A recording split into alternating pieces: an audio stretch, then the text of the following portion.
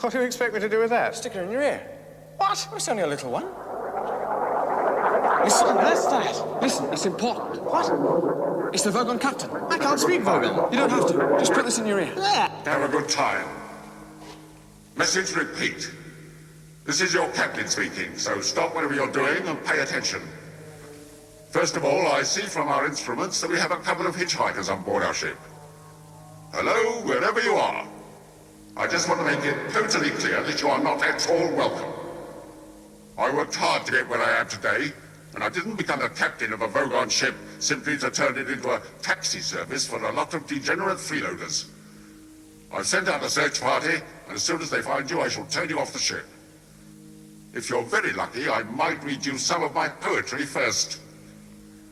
Secondly, we're about to jump into hyperspace for the journey to Barnard's star. On arrival, we will stay in dock for 72 hours, and all planet leave is cancelled. I've just had an unhappy love affair, so I don't see why anybody else should have a good time. Message ends. Poetry? What are you doing? Preparing for hyperspace. It's rather unpleasantly like being drunk. What's so wrong about being drunk? Ask a glass of water. Now, lie down, on your back, grip the towel between your ankles like this. What? Just do it. Like this? Right. Now, wait. Excuse me, Ford, but what exactly am I doing with this fish in my ear? It's translating for you. Look in the book under Babel fish.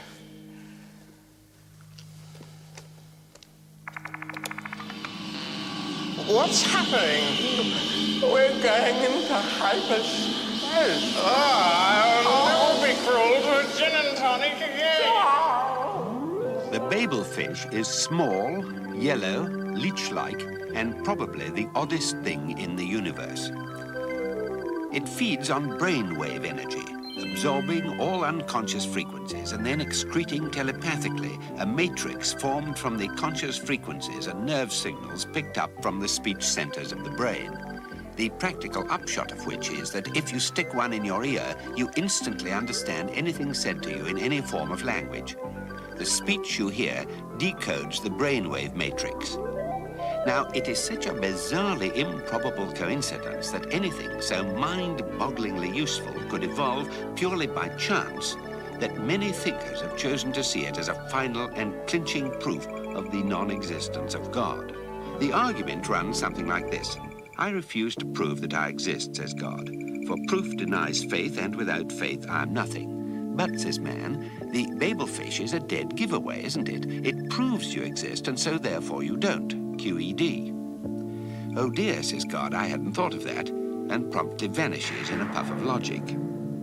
Oh, that was easy, says man, and for an encore, he goes on to prove that black is white, and gets killed on the next zebra crossing.